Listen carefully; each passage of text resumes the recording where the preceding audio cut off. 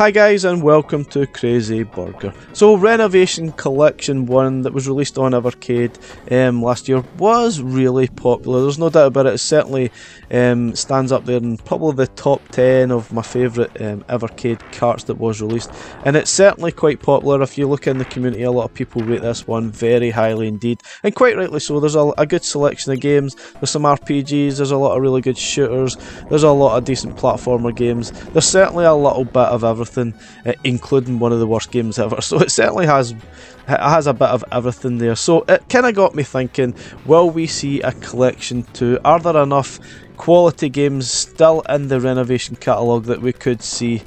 So in this video, what I'm going to be doing is looking at what's left and what we could potentially see if we ever did get a collection 2. Without further ado guys, let's have a look at some of those games that we could see if we ever get a collection 2.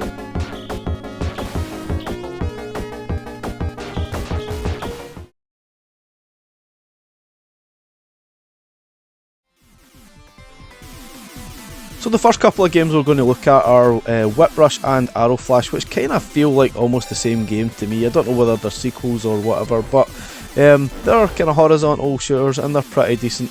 Again, they are pretty hard and not really my favourite genre, but they seem pretty decent enough, and I think if we did get another cart, there's no doubt these games would probably most likely appear on the second collection, no doubt about it.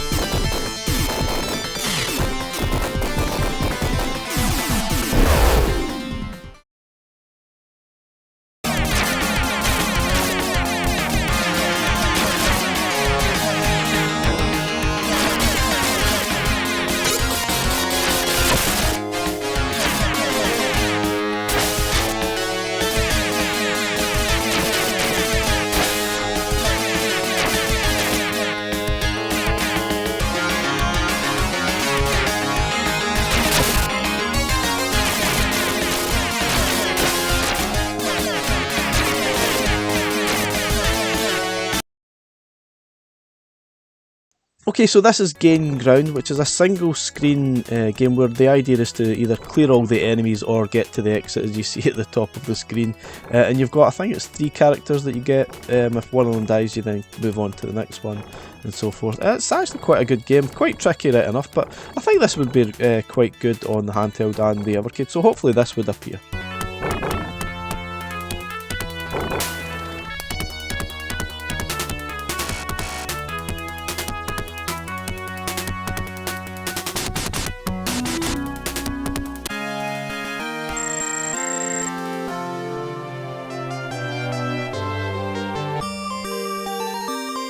Okay, so this next game is Master of Monsters, which is a kind of a strategy game. I have to be honest, I'm not entirely sure what I'm supposed to do. I guess it's the blue team versus the red team, and you need to strategically make your way across the map here and try and take the other team out. I guess I'm not entirely sure what's going on. It seems very in-depth, but I'm pretty sure a lot of people would love this type of game, but this would certainly need a full manual to understand it.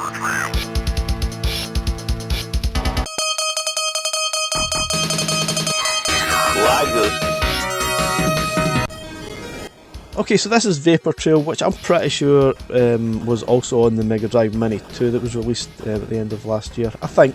I just remember roughly playing it, and this is alright. It's very, very difficult right enough, and one of the most frustrating things about it was every time you sort of die, you go back to the beginning of the level, so it's very, very frustrating and annoying.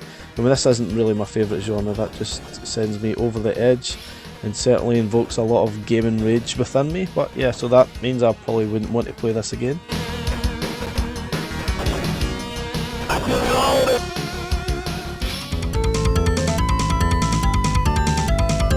Okay, so this one definitely intrigues me a little bit. This is YS3 or YS3, not entirely sure which one it is, but it's a side-scrolling RPG game, and it seems kinda quirky, kinda cool.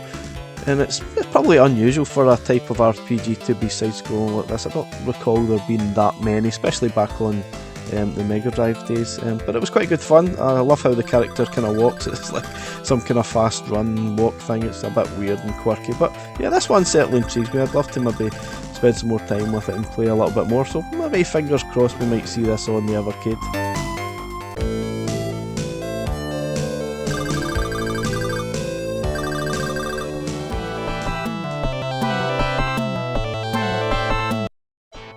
Okay, so this is Sid of Vallus, which we were kind of surprised, or maybe not surprised, that we didn't actually receive this in the first collection, given the fact we got the original Vallus game, I think Vallus 3, and there's also Vallus 4 actually. Probably should have this in this video, but you can probably see why we didn't get it. It is kind of quirky, it is very much based for the Japanese market, obviously going by the sort of anime style graphics to it, but this probably was more fun to play than the other two Vallus games. It's certainly faster moving. I actually quite enjoyed the other two games that we got, Vallus 1 and 3 on Renovation 1. But yeah, they did move a little bit slow and the characters moved like they were in treacle, but this is good fun. Whether we receive it, whether it's too sort of Japanese style, I don't know, but it seemed okay to me. It seemed a lot of fun to play, so I would certainly welcome it on the second collection if we ever got it.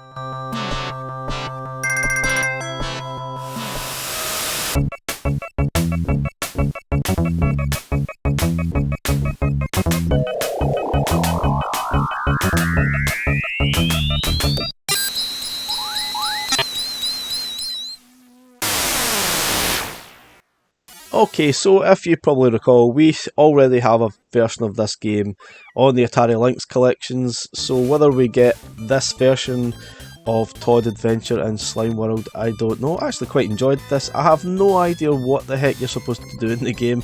It really is completely unclear, but there was something really fun about exploring and trying to discover how to play the game and what you're actually supposed to do.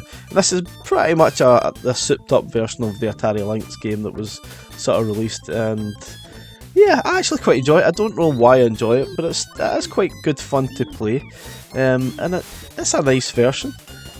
But will we receive this considering we have the Atari Lynx version? I don't know. I mean, it's not stopped them before from releasing other versions of the same game. I don't think many people would really complain. I mean, it's not a bad game at all. But yeah, let's hope we get it nonetheless.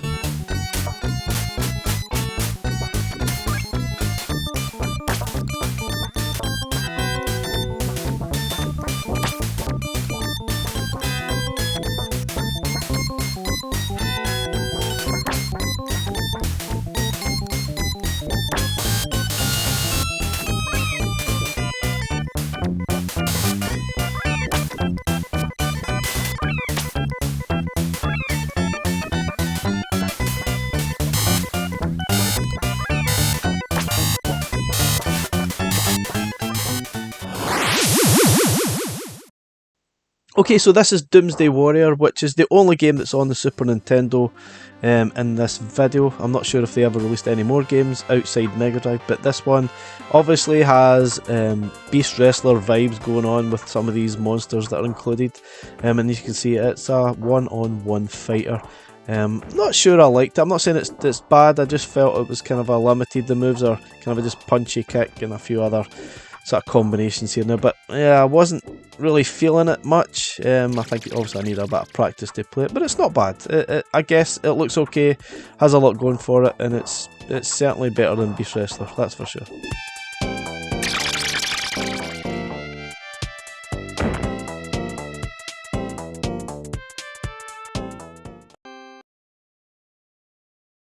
Okay, so the last game in the video is Ernest Evans, which pretty much plays a little bit like El Viento, which is on the first collection.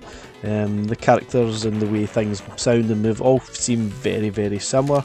The only thing I think here that they were obviously trying to do a little bit more with the character animations and body parts, so it kind of feels a little bit weird. I think you can tell it's probably quite experimental and try to do stuff that probably the Mega Drive wasn't really meant to do, but yeah, it's not bad, it's playable, it's kind of good fun. I don't know what that is, some kind of whip. I don't know whether Ernest Evans is supposed to be some kind of archaeologist or something, but it's a decent enough game. It's just a bit odd. But guys, let me know what you think. Do you think we'll see a second collection? Are there enough games in this video you think warrant getting a second collection? I think arguably you could say we probably got the best games on collection 1, but this collection, if it was released with these games, it would be alright. It certainly wouldn't be the worst at all. I think a lot of these games would be playable, and pretty much just like me, you would probably never played a lot of these games before, so on that aspect it would be great to receive these in Evercade so that these games could see a new audience that's out there. Anyway guys, please let me know what you think.